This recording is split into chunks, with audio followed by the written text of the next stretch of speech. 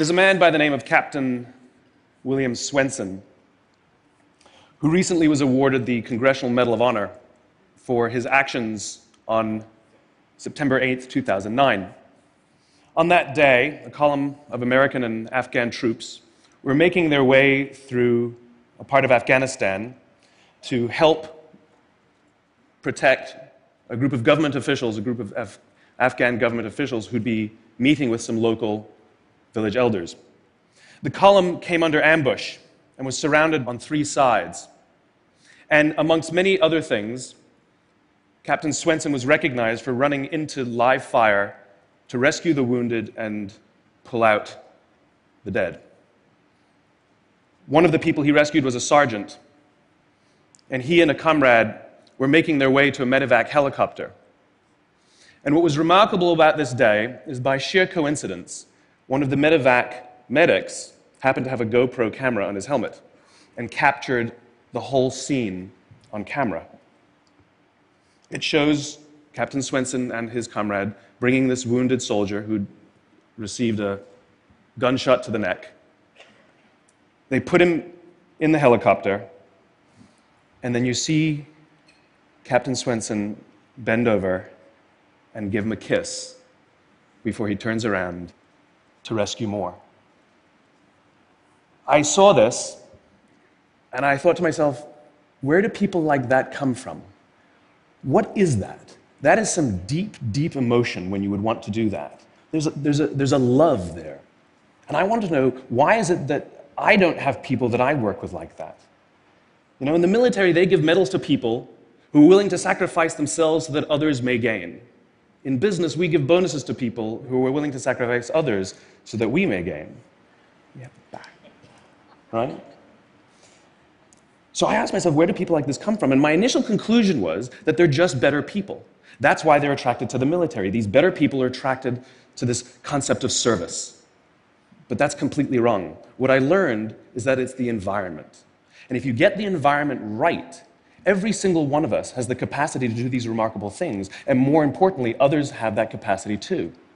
I've had the great honor of getting to meet some of these who we would call heroes, who've put themselves and put their lives at risk to save others. And I asked them, why would you do it? Why did you do it? And they all say the same thing, because they would have done it for me. It's this deep sense of trust and cooperation. So trust and cooperation are really important here. The problem with concepts of trust and cooperation is that they are feelings. They're not instructions. I can't simply say to you, trust me, and you will. I can't simply instruct two people to cooperate, and they will. It's not how it works. It's a feeling. So where does that feeling come from? If you go back 50,000 years to the Paleolithic era, to the early days of Homo sapien, what we find is that the world was filled with danger. All of these forces working very, very hard to kill us. Nothing personal. Whether it was the weather, lack of resources, maybe a saber-toothed tiger, all of these things working to reduce our lifespan. And so we evolved into social animals, where we lived together and worked together in what I call a circle of safety, inside the tribe, where we felt like we belong. And when we felt safe amongst our own, the natural reaction was trust and cooperation. There are inherent benefits to this. It means I can fall asleep at night and trust that someone from within my tribe will watch for danger. If we don't trust each other, if I don't trust you, that means you won't watch for danger. Bad system of survival. The modern day is exactly the same thing. The world is filled with danger, things that are trying to frustrate our lives or reduce our success, reduce our opportunity for success. It could be the ups and downs of an economy, the uncertainty of the stock market. It could be a new technology that renders your business model obsolete overnight. Or it could be your competition that is sometimes trying to kill you. It's sometimes trying to put you out of business, but at the very minimum is working hard to frustrate your growth and steal your business from you. We have no control over these forces. These are a constant, and they're not going away. The only variable are the conditions inside the organization. And that's where leadership matters, because it's the leader that sets the tone. When a leader makes the choice to put the safety and lives of the people inside the organization first, to sacrifice their comforts and sacrifice the tangible results so that the people remain and feel safe and feel like they belong, remarkable things happen. I was flying on a trip, and I was witness to an incident where a passenger attempted to board before their number was called. And I watched the gate agent treat this man like he had broken the law, like a criminal. He was yelled at for attempting to board one group too soon. So I said something. I said, why do you have to treat us like cattle? Why can't you treat us like human beings? And this is exactly what she said to me. She said, "Sir, if I don't follow the rules, I could get in trouble or lose my job." All she was telling me is that she doesn't feel safe. All she was telling me is that she doesn't trust her leaders. The reason we like flying Southwest Airlines is not because they necessarily hire better people, it's because they don't fear their leaders. You see, if the conditions are wrong, we're forced to expend our own time and energy to protect ourselves from each other. And that inherently weakens the organization. When we feel safe inside the organization, we will naturally combine our talents and our strengths and work tirelessly to face the dangers outside and seize the opportunities. The closest analogy I can give to what a great leader is, it's like being a parent. If you think about what being a great parent is, what do you want? What makes a great parent?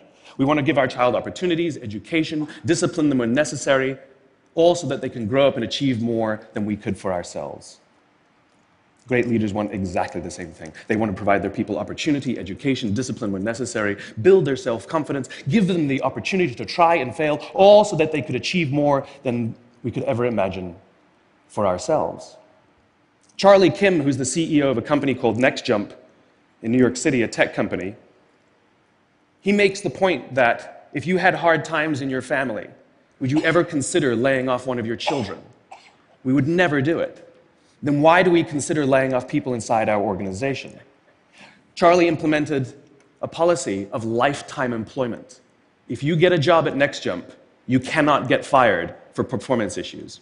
In fact, if you have issues, they will coach you and they will give you support, just like we would with one of our children who happens to come home with a C from school. It's the complete opposite. This is the reason so many people have such a visceral hatred, sort of anger at some of these banking CEOs with their disproportionate salaries and bonus structures. It's not the numbers. It's that they have violated the very definition of leadership. They have violated this deep-seated social contract. We know that they allowed their people to be sacrificed so that they could protect their own interests. Or worse, they sacrificed their people to protect their own interests. This is what so offends us, not the numbers. Would anybody be offended if we gave a $150 million bonus to Gandhi? How about a $250 million bonus to Mother Teresa? Do we have an issue with that? None at all. None at all. Great leaders would never sacrifice the people to save the numbers. They would sooner sacrifice the numbers to save the people. Bob Chapman, who runs a large manufacturing company in the Midwest called Barry Waymiller, in 2008, was hit very hard by the recession, and they lost 30% of their orders overnight. Now, in a large manufacturing company, this is a big deal, and they could no longer afford their labor pool. They needed to save $10 million. So, like so many companies today, the board got together and discussed layoffs. And Bob refused. You see, Bob doesn't believe in head counts. Bob believes in heart counts. And it's much more difficult to simply reduce the heart count. And so they came up with a furlough program. Every employee, from secretary to CEO, was required to take 4 weeks of unpaid vacation. They could take it any time they wanted, and they did not have to take it consecutively. But it was how Bob announced the program that mattered so much. He said, "It's better that we should all suffer a little than any of us should have to suffer a lot." And morale went up. They saved $20 million. And most importantly, as would be expected, when the people feel safe and protected by the leadership in the organization, the natural reaction is to trust and cooperate. And quite spontaneously, nobody expected, people started trading with each other. Those who could afford it more would trade with those who could afford it less. People would take 5 weeks so that somebody else only had to take 3. Leadership is a choice. It is not a rank.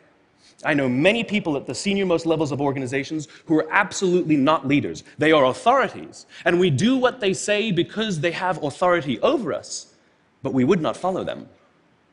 And I know many people who are at the bottoms of organizations who have no authority, and they are absolutely leaders. And this is because they have chosen to look after the person to the left of them, and they have chosen to look after the person to the right of them. This is what a leader is. I heard a story of some Marines who were out in theater, and as is the Marine custom, the officer ate last, and he let his men eat first. And when they were done, there was no food left for him. And when they went back out in the field, his men brought him some of their food so that he may eat. Because that's what happens. We call them leaders because they go first. We call them leaders because they take the risk before anybody else does. We call them leaders because they will choose to sacrifice so that their people may be safe and protected, and so their people may gain. And when we do, the natural response is that our people will sacrifice for us. They will give us their blood and sweat and tears to see that their leader's vision comes to life. And when we ask them, why would you do that? Why would you give your blood and sweat and tears for that person? They all say the same thing. Because they would have done it for me.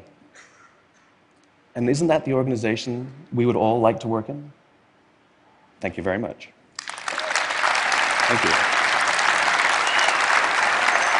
Thank you.